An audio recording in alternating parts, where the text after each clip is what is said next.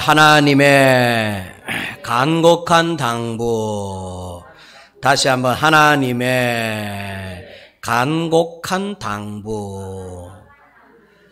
자, 성도 여러분, 하나님의 간곡한 당부.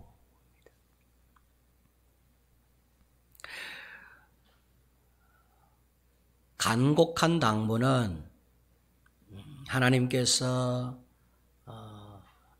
정말로 마음에 담아 또 진지하게 이스라엘 백성들을 위해서 당부하시는 말씀입니다. 이 말씀이 오늘 본문에 세 가지 정도로 나타납니다. 오늘 본문 말씀에는 하나님의 간곡한 당부 세 가지가 들어 있습니다. 들어도 되고 안 들어도 되고 하는 그런 당부가 아니라 반드시 들어야만 되는 당부. 하나님이 어쩌다가 해보는 말씀이 아니라 작정하시고 마음을 쏟아서 틀림이 없이 권면하는 말씀. 이스라엘 백성들은 이 세 가지의 말씀을 들으면 정말로 그들에게 복이 될 것이고, 이 하나님의 당부하시는 말씀을 거절하면 큰 화가 미칠 것이다. 오늘 본문 말씀에 하나님은 그걸 계속해서 말씀하고 계세요. 그래서 하나님은 이스라엘 백성들에게 당부하고 계세요. 크게 세 가지. 이 당부는 21세기를 살아가는 오늘날 우리 좋은 교회 성도 여러분들에게, 저와 여러분 모두에게 하시는 당부의 말씀이라는 걸 꼭 기억을 하시고, 이 말씀 마음밭에 잘 새겨서 이 당부하시는 말씀대로 하면 하나님이 지켜주신다 하셨고, 이 당부의 말씀대로 하지 않으면 오늘 이 본문에 계속 17절까지 이야기하신 것처럼 무시무시한 하나님의 말씀이 이루어질 거예요. 이 당부가 우리 모두를 향한 당부라는 걸 꼭 기억하고 하나님의 간곡한 당부에 순응하시는 우리 모두가 되시기를 먼저 축원을 드립니다. 첫 번째 당부는 한번 따라합니다. 바벨론 왕을 두려워하지 말라. 이게 첫 번째 당부예요. 바벨론의 왕 느부갓네살, 바벨론 왕을 두려워하지 말아라. 한번 따라합니다. 두려워하지 말아라. 두려워하지 말아라. 하나님께서 11절 말씀해 보니까 그렇게 말씀을 하세요. 바벨론 왕을 두려워하지 말라. 내가 너희와 함께하여 너희를 구원하며 그의 손에서 너희를 건지리니, 그의 손에서 너희를 건지리니 두려워 말라. 바벨론 왕을 두려워하지 말아라. 바벨론 왕은 우리식으로 해석을 하면 열악한 환경, 억압하는 분위기, 막막한 현실, 요즘 같으면 코로나19와 같은 우리의 삶을 전반적으로 뒤흔들어 놓는, 우리의 삶의 질서를 흐트러 버리는, 어떻게 해야 될지도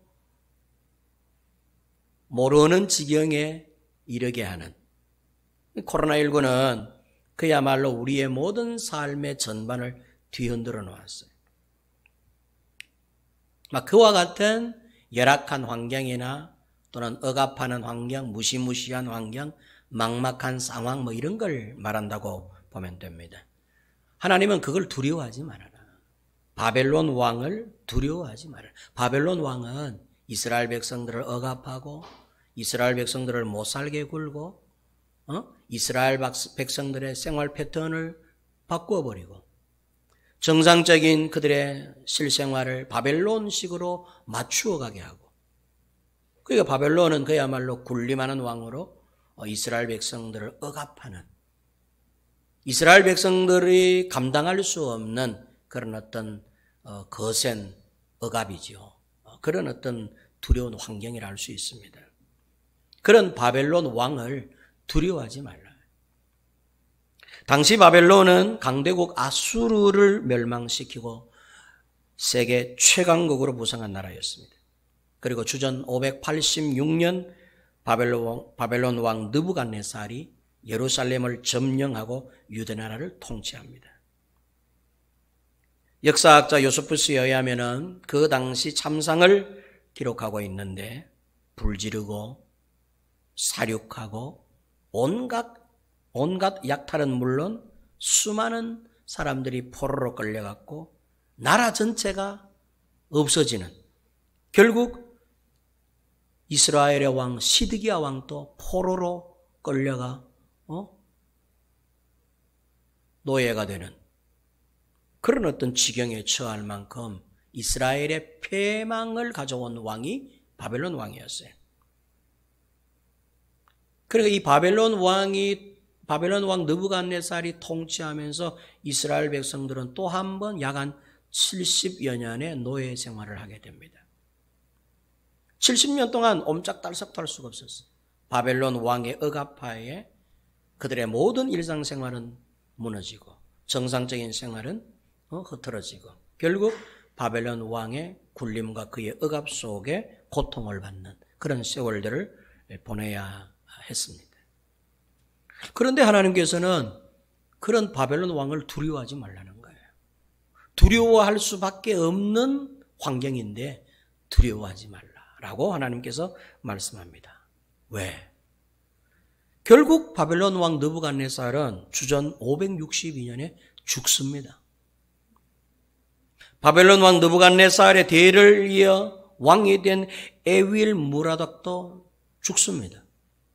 이스라엘 백성들을 억압했던 통치자들이 몇 년 살다가 다 죽는 거예요.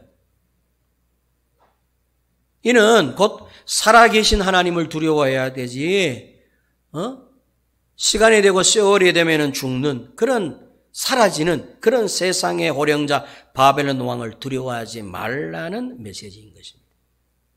환경은 언제나 끝난다는 거예요. 이런 어려운 환경은 언젠가는 사라진다는 것이죠. 환경은 좋았다가 나빴다가 하는 거예요. 코로나19 이제 종식에 가까워져 갑니다. 중국에서 만들어낸 백신을 정부가 구입해서 이제는 그 백신을 사용하려고 하는 그런 이제 지경까지 왔어요. 코로나19도 이제 거의 이제 한 9개월쯤 지났나요? 3월 달부터니까. 3월이 한 6개월쯤 지났나요? 6개월쯤 지났나요? 6개월 이상이나 된 이 코로나19도 이제 종식을 맞게 되겠죠. 조만간에. 끝나는 거예요. 그 환경이라는 거는 언제든지 그때에 나를 힘들게 하려는지는 몰라도 이게 때가 되면 다 사라지고 끝나는 것들인데 우리는 너무 환경에 이렇게 많이 이렇게 휘달린다는 것이죠. 거기서 우리 사람이 환경의 동물이기 때문에 환경의 영향을 안 받을 수는 없겠지만 그건 어쨌든 너무 환경에 이렇게 자꾸 이렇게 의해서 두려워하고 무서워하고 그 환경이 주어지는 때마다 내가 바뀌고 달라지고 변화되고 한다는 거예요. 그러니까 하나님께서는 그런 환경을 무서워하지 말아라. 두려워하지 말라. 오히려 우리가 두려워해야 될 대상은 그런 환경이 아니라 그걸 좌우지할 수 있는 하나님을 두려워해야 되는데 이스라엘 백성들이 바벨론 왕을 두려워하고 있는 거예요. 이스라엘을 억압하는 그 바벨론의 왕 느부갓네살을 두려워하고 있다는 것이죠. 살아계신 하나님을 두려워해야 되는데 세상의 호령자를 두려워하고 있는 것이죠. 안타깝게도 이스라엘 백성들은 하나님은 두려워하지 않고 바벨론 왕을 계속해서 두려워합니다. 하나님보다 사람을 두려워하고 하나님보다 환경을 더 두려워하고 겁냈다는 말입니다. 오늘날 코로나19가 수많은 사람들에게 두려움의 대상이 되어서 사람들의 일상을 흐트러 놓는 것처럼 코로나19를 오게 할 수도 있고 죽이게도 할 수 있는 이 환경을 마음껏 좌우지할 수 있는 하나님을 두려워하기보다는 환경을 두려워하는 오늘날 우리들의 모습에 하나님께서 당부하시는 거예요. 간곡하게 환경을 두려워하지 말아라. 한번 따라합니다. 환경을 두려워하지 말라. 마태복음 10장 28절에 보니까 예수님이 이렇게 말씀하셨어요. 몸은 죽여도 영혼을 능히 죽이지 못하는 자들을 두려워하지 말고 오직 몸과 영혼을 능히 지옥에 멸하실 수 있는 자를 두려워하라 이렇게 말씀하셨어요. 이 말씀 역시 보세요. 우리를 단순히 이런 어떤 환경으로 죽일 수 있는, 우리의 육신을 쇠퇴시킬 수 있는 이런 환경을 두려워하지 말고 우리의 영혼을 지옥에도 던져 넣을 수도 있고 천국에도 들릴 수 있는 그 하나님을 두려워하라 라고 말씀하는 거예요. 몸만 죽이는, 몸만 힘들게 하는 이런 환경을 두려워하지 말고 우리의 정신, 영혼, 우리의 마음까지도 죽일 수 있는 하나님을 두려워하라 라고 말씀하고 계시는 거예요. 하나님은 이스라엘 백성들에게 바벨론을 두려워하지 말아라. 바벨론 왕을 두려워하지 말라. 이게 첫 번째 간곡한 당부였습니다. 내가 바벨론을 망하게 할 테니까 그들을 두려워하지 말라. 내가 바벨론의 어떤 이 통치를 끝낼 테니까 두려워하지 말라. 내가 너희를 그곳에서부터 구원할 것이다. 그들을 겁내지 말라. 내가 너희를 불쌍히 여길 것이다. 포로된 너희를 고향으로 돌아오게 할 것이다. 결단코 바벨론 왕을 두려워하지 말라. 성경에 계속해서 말씀하고 계십니다. 그러나 안타깝게도 여전히 우리들의 주변에는 하나님은 안중에도 없고 안타깝게도 세상 눈치나 보고 환경 눈치나 보고 사람 눈치나 살피고 사람 기분, 환경의 기분에만 맞추고 사람의 뜻이나 사람에게만 맞추고 하나님께는 맞추지 않는, 하나님의 뜻이나 하나님의 심정은 헤아리지 않는 그런 사람들이 우리 주변에는 너무나 많다는 사실입니다. 옛날에 제가 양산중앙교회 부목으로 있을 때 우리 성결이가 그때 3살쯤 됐어요. 아주 아기 때. 교인들이 성결이를 다 예뻐했어요. 귀여워하고 사랑스러워했어요. 그래서 교회에 가면은 우리가 아이를 맡을 수가 없었어요. 집사님들이 성결을 빼앗아 가버리기 때문에. 예배 드리는 동안에 성결을 우리가 볼게 이렇게 해서 성결을 데려가요. 그래서 성결에게 사탕을 한 개 딱 주고 요놈을 갖다가 그 예배당으로 올라가는 계단에다가 이렇게 딱 앉혀놓으면 이 녀석이 계단에 이렇게 앉아가지고 예배 드리러 올라가는 사람들을 이렇게 보면서 한마디씩 한다는 거예요. 3살배기 꼬마가, 애기가 스리퍼 신고 예배 드리면 안 되는데, 젊은 여집사님들 껌 씹고 올라가니까 껌 씹고 예배 드리면 안 된다 그랬는데 성교원에서 배웠겠죠. 그 말씀을, 그런 말들을 그냥 애기가 그냥 생각 없이 이야기를 내뱉는 거예요. 그러더니 그 말을 들은 집사님이나 권사님들이 아이쿠 싶어가지고 껌을 뱉기도 하고 스리퍼를 신고 올라가다가 때로는 추리닝 같은 걸 입고 가다가 스스로 이렇게 조금 죄송스러워서 그날 또 예배를 드리기도 하고 그 다음에는 또 시정도 되고 그렇게 한 것이죠. 성결이는 하나님의 눈치를 본 겁니다. 하나님의 입장에서 볼 때 이렇게 준비 없이 예배하면 안 되는데 라고 하는 어떤 하나님의 눈치를 보면서 이야기를 했다면 사람들은 대부분 하나님 눈치를 보지 않습니다. 사람들 눈치 보는 거죠. 만약에 하나님을 눈치 보고 하나님의 마음을 헤아렸다면 여러분 스리퍼를 신고 껌을 씹으면서 그렇게 예배당에 앉아 있을 수 있겠습니까? 정말로 하나님을 우리가 두려워한다면, 하나님을 두려워하는 자가 예배를 쉽게 생각하겠습니까? 그러니까 사람들은 대부분 하나님을 의식하기보다는 사람을 의식하는 거예요. 그런데 성결이 같은 경우에는 아기 때지만은 성교원에서 배운 대로 하나님을 의식한 거예요. 예배 드릴 때 이렇게 예배 드리면 안 되는데 이렇게 했던 이야기를 하는 것이죠. 하나님이 지금 이스라엘 백성들에게 너희들 왜 이렇게 환경을 자꾸 보니? 왜 이렇게 사람을 봐? 왜 이렇게 주변을 봐? 나만 봐 이거예요. 하나님을 바라봐라. 내가 너희를 건져준다 하지 않냐? 내가 너희를 그곳에서부터 보호한다고 하지 않냐? 내가 그 바벨론에서부터 건져서 이스라엘의 해방을 안겨다 줄 거야. 그러니까 바벨론 왕을 두려워하고 겁내지 말아라. 오직 하나님을 두려워하라. 하나님을 바라보라. 그렇게 말씀을 하고 계시는 겁니다. 사람들은 하나님을 기쁘시게 하라라고 말하면 하나님이 밥을 주냐, 옷을 주냐, 집을 주냐 반문하며 대듭니다. 그러나 성경은 이렇게 말합니다. 내가 너희를 긍휼히 여기며 내가 너희를 건져내며 내가 너희를 포로에서 자유케 하리라. 하나님은 우리의 생사를 좌우지하시겠다고 말씀하시는 것이죠. 이스라엘 백성들의 힘으로 바벨론에서부터 자유케 된 게 아닙니다. 이스라엘은 그런 힘이 없었어요. 70년 뒤 바벨론의 억압에서부터 이스라엘 백성들을 구원하고 그들을 살려내신 것은 이스라엘 자기들의 힘이 아니라 오직 뒤에서 그를 도와주고 그들을 이끌어주시는 하나님의 힘으로 그렇게 된 것입니다. 하나님이 결국에는 이스라엘 백성들을 바벨론에서부터 건져내어 구원을 시켜주신 것이죠. 먹을 걸 주시고 입을 걸 주시고 옷도 주시고 살 걸 주신 겁니다. 사람들은 하나님이 밥을 줘, 먹을 걸 줘, 집을 줘 주십니다. 하나님이 밥을 또 주시고 하나님이 살 집도 주시고 하나님이 우리가 입을 옷도 주시고 우리의 의식주를 책임져 주시는 것이죠.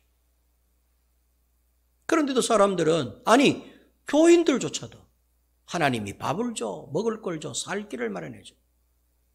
함부로 그런 생각들을 하는 사람들이 있습니다. 하나님이 아니면 우리가 어떻게 먹고 살 수 있단 말이에요. 하나님이 아니면 저와 누리는 이런 봉당은 어디서부터 온 것입니까? 하나님께서 우리를 부유케 하시고 하나님께서 우리를 살게 하셔서 여기까지 오고 하나님께서 여러분들에게 집도 주시고 먹을 것도 주시고 입을 것도 주신 것이지. 하나님이 아니면 우리가 어찌 살리요? 그러니까 하나님은 그렇게 우리에게 의식주를 책임져 주시겠다는데 사람들은 하나님을 두려워하지 않으니까 오히려 세상을 두려워하니까 세상에서 마치 먹을 게 주는 것처럼 세상이 우리에게 집을 주는 것처럼 세상이 우리에게 의식주를 해결해 주는 것처럼 그렇게 살아가고 있는 것이죠. 세상에서 의식주를 얻지만 세상에서 얻는 그 의식주는 하나님이 주신다는 걸 믿으시기 바랍니다. 몸도 영혼도 능히 멸하실 분은 하나님이시라고 주님은 말씀하십니다. 그를 두려워하라라고 말씀을 하고 계시는 것입니다. 두 번째는 한번 따라할까요? 어떤 경우에라도 애굽으로 돌아가지 마라. 다시 한번 어떤 경우에라도 애굽으로 돌아가지 마라. 이스라엘 백성들에게 하나님은 두 번째 간곡한 당부를 하세요. 어떤 경우에 처하더라도 어떤 일이 있더라도 애굽으로 다시 돌아가지는 마라. 애굽으로 돌아가면 안 돼. 이게 두 번째 당부였어요. 하나님이 얼마만큼이나 애굽 곧 하나님을 등진 세상을 경계하나 여러분 한번 보십시오. 애굽은 말 그대로 하나님을 등진 세상을 말하는 거예요. 애굽이 뭐냐? 하나님과 반대되는 세상을 말해요. 하나님을 등진 세상. 하나님을 마주보고 하나님과 대면하여 살아야 되는데 하나님을 등을 지는 것이죠. 하나님 없는 세상으로 나아가는 것을 애굽이라고 합니다. 애굽은 실제 하나님이 안 계셨어요. 애굽에는 하나님이 계시지 않았어요. 애굽은 바로가 애굽의 신들이 이스라엘 백성들은 그 우상 아래에서 무려 430년 동안 노예 생활을 했던 것이죠. 하나님 없는 세계로 돌아가려고 하는 이스라엘에게 당부하시는 겁니다. 어떤 경우에 처하더라도 애굽으로 다시 돌아가서는 안 된다. 요즘으로 이야기하면 코로나19가 아무리 우리를 위협한다 할지라도 하나님을 저버리고 세상으로 내가 가서는 안 된다는 거예요. 세상으로 가서는 안 된다는 걸 말해요. 하나님을 떠나서는 안 된다는 거예요. 여러분, 세상으로 간다라고 하는 것은 하나님을 떠나는 걸 말해요. 하나님을 등지는 건 곧 세상이에요. 하나님, 세상으로 간다 이랬더니 세상에 저 타락하고 엉뚱한 곳으로 가는 것을 말하는 게 아니라 하나님을 부끄러워하는 것 자체가 세상으로 가는 거예요. 하나님을 등지는 것 자체가 세상으로 가는 거예요. 하나님 없이 살 수 있어 라고 하는 생각 자체가 세상으로 가는 거예요. 그러지 말라는 거예요. 세상으로 돌아가지 말라. 하나님을 떠나지 말라라고 말씀하고 있는 것이죠.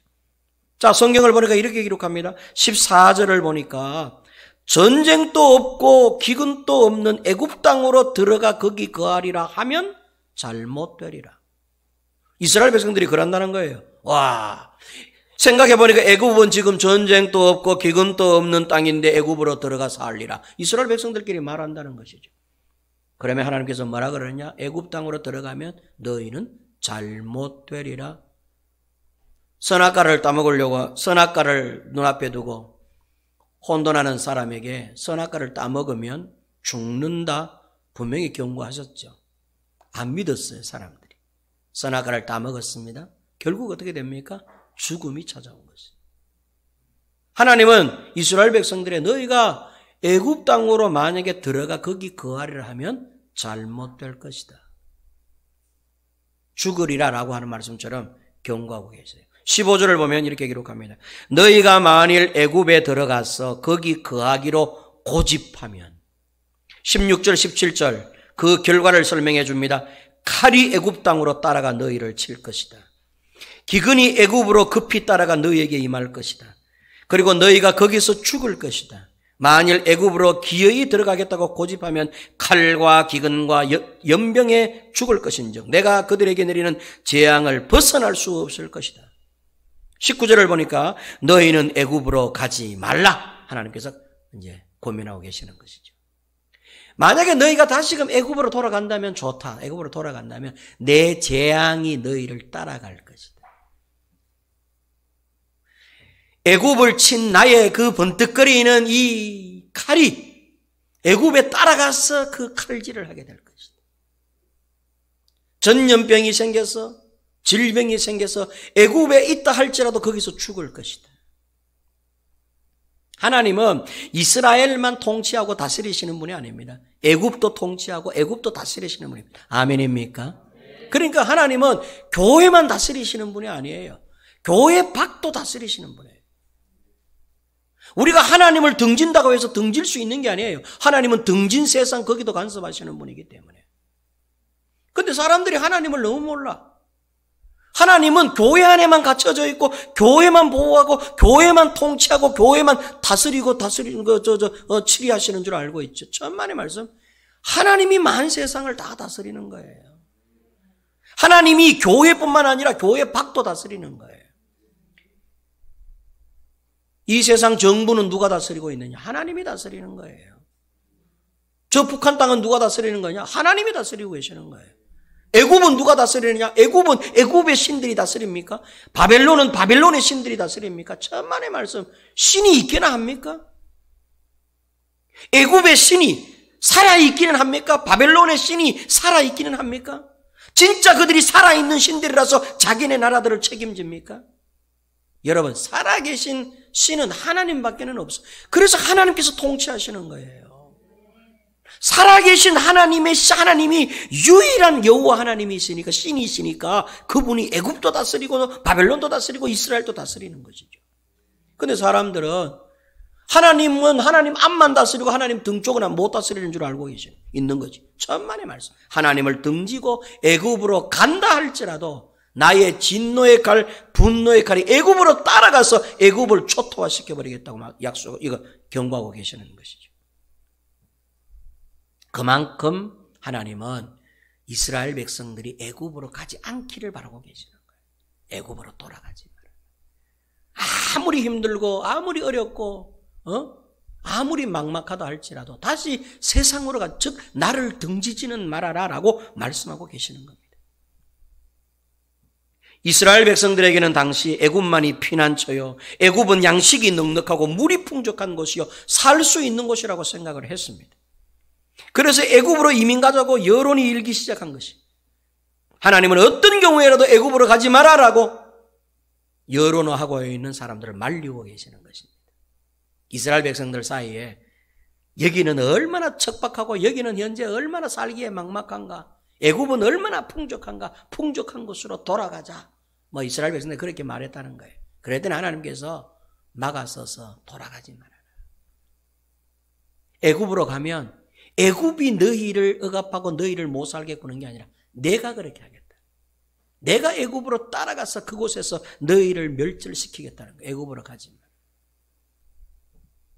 애굽이라는 나라는 430년 동안이나 이스라엘 백성들을 정신적으로 육체적으로 학대하고 고통을 준 나라입니다. 이스라엘의 노동력을 착취하고 유일신 신앙을 방해하고 온갖 우상들과 잡신들을 섬기도록 강요를 받았습니다. 마치 일제시대 때 일본 사람들이 36년 동안 강점하고 폭정을 일삼던 한반도에 대한 미련을 버리지 못하고 지금도 독도를 자기네 땅이라고 우기면서 역사를 왜곡하고 있는 것처럼 애굽 사람들도 우리 때문에 너희가 430년 동안 그나마 여기서 애굽의 부를 누리면서 애굽의 것을 먹고 살면서 너희가 여기서 살지 않았느냐. 그러게 우리가 너희들의 은인이다.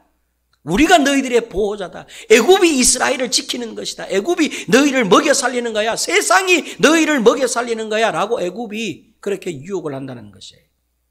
그러면서 호시탐탐 이스라엘을 침략하기 위해 침략을 노리고 있다는 것이죠.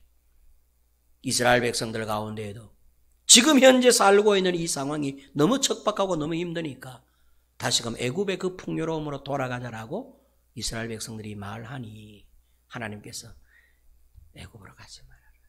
애굽에서부터 건져내셨는데 애굽이 정말로 살기 좋은 곳이고 애굽이 정말로 이스라엘 백성들에게 유익한 땅이라면 하나님이 굳이 그 땅으로 가지 말라고 말렸을까요? 애굽이 정말로 우리의 생계를 책임지는 우리의 생사화복을 주관하는 곳이라면 하나님이 그곳을 만류하셨을까요? 여러분, 애굽은 저 세상은 우리에게 풍요로움을 주지 않습니다. 세상은 우리의 것을 앗아가는 곳이죠. 여러분, 세상 믿었다가 당해본 사람들 많을 거예요. 세상 허락하지 않습니다. 호락호락하지 않습니다. 세상은 절대 우리에게 풍요로움을 주지 않아요. 세상은 우리를 빼앗아가고 우리의 것을 앗아가는 동네이지. 하나님을 등지는 것, 하나님 없는 세상이 여러분 우리에게 풍요와 영육간의 복을 줍니까? 만약에 그런 곳이라면 하나님께서 무엇 때문에 천국을 만들어 놓았겠어요? 거기서 살아라고 이야기하지. 너희들이 그렇게 바라고 원하는 애굽 땅 세상에서 풍요를 누리며 살아라고 말하지. 그런데 저 세상은 하나님이 너무나 잘 알고 계세요. 임시적으로 보일 때에는 좋은 땅 같고 살기 좋은 땅 같지만 종국에는 핍절하게 말라서 메마른 땅이 되고 말 거라는 걸 알아요. 세상은 사라지고 말 것이에요. 애굽은 임시로 사는 곳이지 영원히 살 곳이 못 된다는 것이죠. 하나님은 지금 이스라엘 백성들을 영원한 복락을 누릴 수 있는 땅으로 인도하고 있어요. 애굽은 잠시 풍요를 주는 땅이지만 하나님은 이스라엘 백성들에게 영원히 풍요로움을 줄 수 있는 땅 가나안으로 지금 현재 이끌어가고 있는 입장이에요. 가나안까지 가는 그 과정 속에 이스라엘 백성들이 자꾸만 애굽으로 가려고 하니 하나님께서 안 된다고 말리시는 것이죠. 하나님의 두 번째 간곡한 당부는 어떤 경우에라도 세상으로 돌아가서는 안 된다라고 말씀하고 계십니다. 제가 지난 주일 오전 예배 때 여러분들에게 스스로 조심하라라고 말씀을 했어요. 제가 여러분 다시금 당부하지만 지금 시대는 어떤 시대냐면 스스로 믿음을 관리해야 될 시대가 왔어요. 이제는 교회가 절대 여러분의 신앙을 못 지켜줍니다. 특히 이제 오늘부터 이거 온라인 예배를 저걸 방영을 하면 온라인 예배 정말 편하고 좋습니다. 움직일 필요도 없고 바깥에 나갈 이유도 없고 집에서 그냥 세수하고 나서 소파에 앉아서 에어컨 틀어놓고 얼마든지 예배에 참여할 수 있을 거예요. 이거 익숙하게 되면은 저거 익숙하게 되면은 온라인 예배에서 못 벗어나게 될 거예요. 코로나가 끝나서 완전 종식되어서 현장 예배 복귀가 된다 할지라도 온라인 예배에 길들여지면 집에서 드리는 거예요. 교회 오기 싫으면 뭐 오늘 교회 안 갈란다. 온라인 예배를 드리란다 해가지고 영상 틀어놓고 예배를 드리는 것이죠.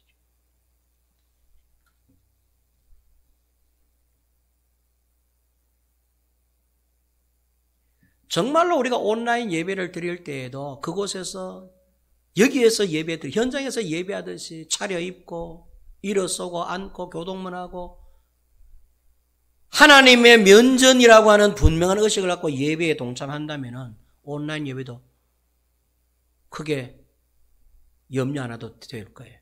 얼마든지 그렇게. 그러나 여러분 보세요. 온라인 예배가 과연 드려질까요?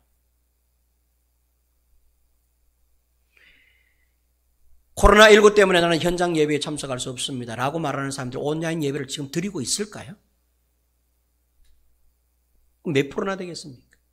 몇 분이나 온라인 예배를 드리겠습니까? 그래서 지금은 이걸 내 믿음, 내 신앙은 완전히 무방비 상태로 이제 되는 거예요. 이러다 보면 어떻게 되느냐? 하나님도 떠나게 되고 예수도 떠나게 돼요. 틀림없습니다. 점점점 거리가 멀어지게 돼요. 이 영적인 문제는 예민한 문제이기 때문에 한번 떠나기 시작하면 돌아오기 어렵습니다. 그러다 보면 하나님으로부터 완전히 떨어져 나가겠죠. 언제 죽을는지 모르는데.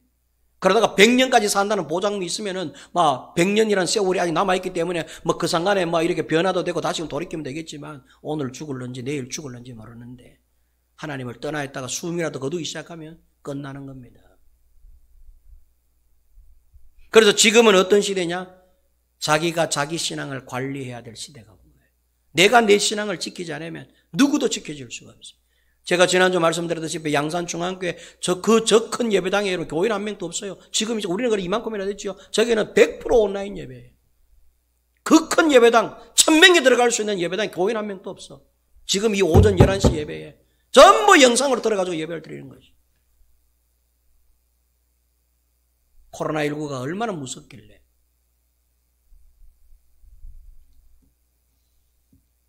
이게 익숙해지면 코로나가 끝나도 문제가 생기는 것입니다.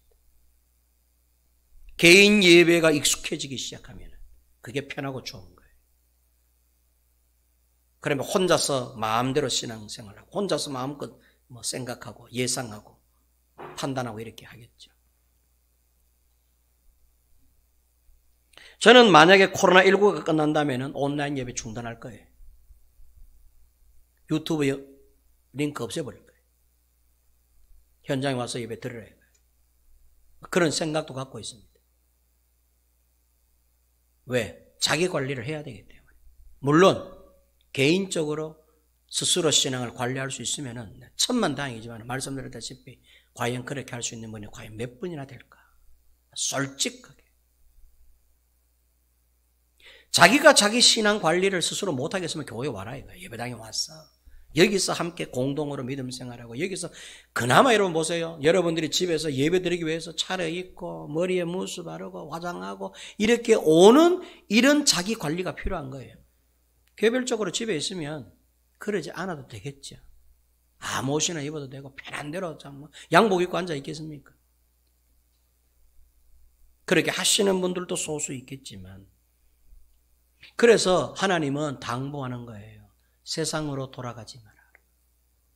하나님이 오늘도 제발 하나님 앞에 하나님 면전에서 하나님을 자꾸 등지고 세속화되려고 하는 내 자신을 이렇게 추스리는 것이죠. 멈추어 세워야 돼요.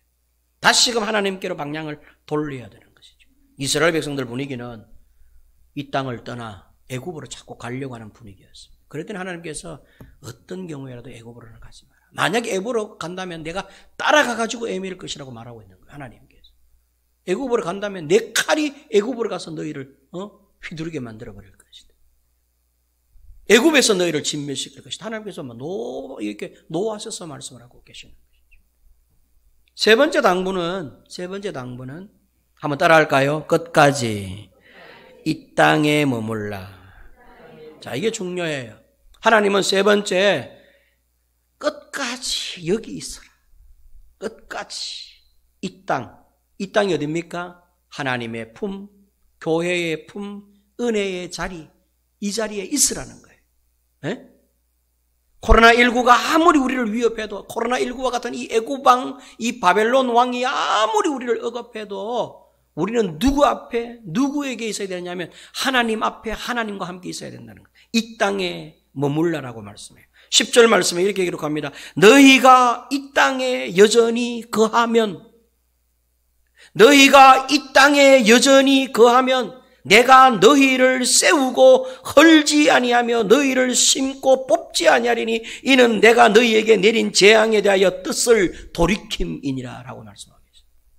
이 땅에 거하면 내가 재앙도 돌이켜버릴 것이다. 이 땅에 거하면 내가 너희를 세우고 헐지 않을 것이며 너희를 심고 뽑지 않을 것이다.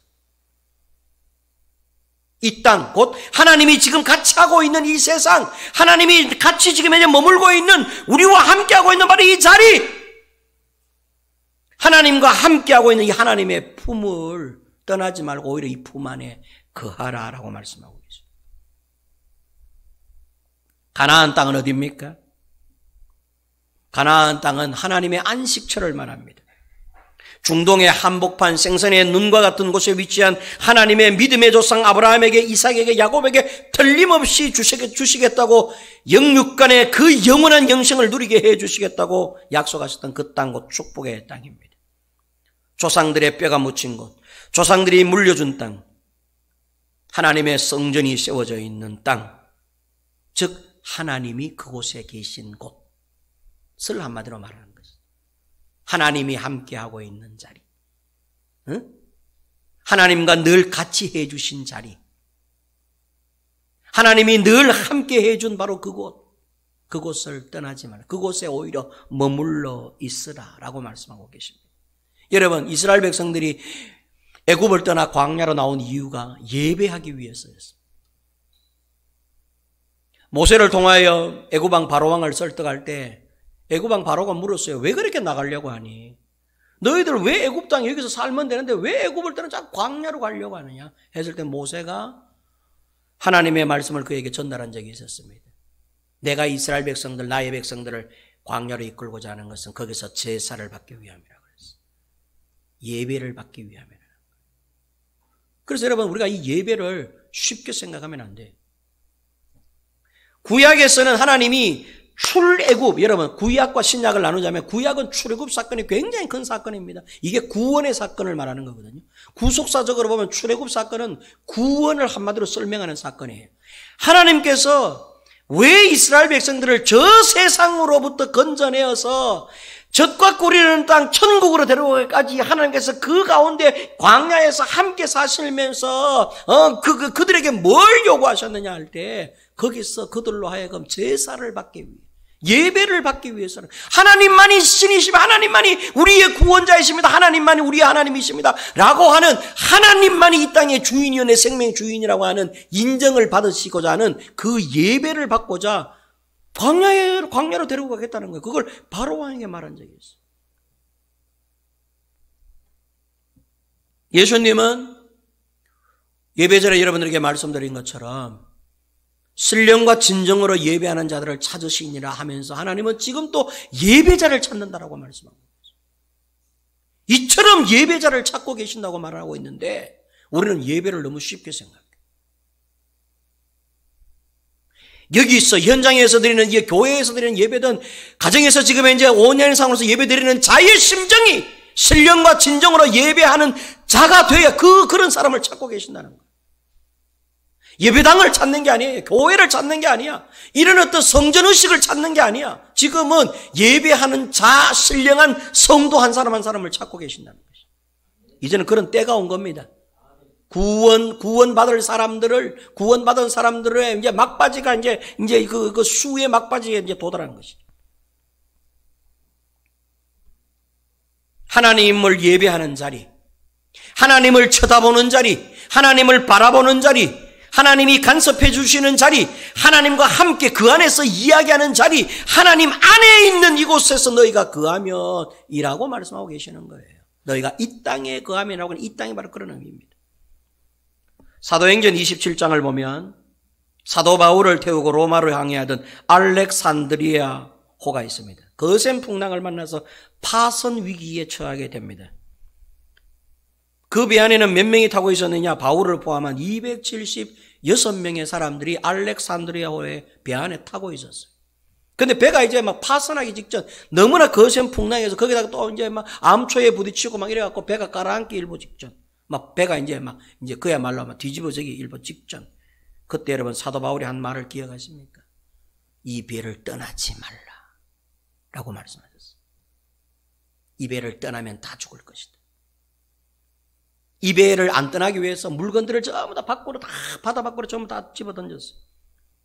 그리고는 바울이 말하기를 하나님께서 내 꿈에 내게 환상을 보여주시기 이 배 안에 있는 자는 한 명도 다치거나 죽지 아니할 것이다. 내가 로마에 도착하기까지 이 배 안에 있는 자들은 보호해 주신다고 바울에게 환상으로 보여줍니다. 그래서 사도 바울이 일어나서 선장의 말도 듣지 말고 전문가의 말도 듣지 말고 내 말을 들으라고 이야기했어요. 너희는 살기 죽기로 이 배 안에 머물러 있어. 그러면 틀림없이 살게 될 것이다. 그들의 탈출을 사도 바울이 막았습니다. 결국 알렉산드리아호 배 안에 있는 사람들은 로마에 도착을 하고 그들은 다 살았어요. 한 명도 죽지. 270년. 다행히도 그 선장이 좀 이렇게 제대로 된 분이었어요. 바울의 말을 들으라 그랬어요. 내 말 듣기보다 바울이 하라는 대로 하라. 바울이 시키는 대로 하라고 그랬어요. 사도 바울이 명한 대로 그들이 배 안에 있었고 그 배 안은 구원을 받게 됩니다. 배는 곧 구원을 상징하고 동시에 교회요 하나님의 품을 의미합니다. 사도 바울이 탄 알렉산드리아는 하나님이 함께 동승한 배였어요. 그곳은 하나님이 계시니 이 땅에 거하라라고 말한 것처럼 이 배 안에 거하라고 말한 것이죠. 우리가 잘 알고 있는 노아의 방주. 노아의 방주 안에 들어있는 사람들은 다 살았어요.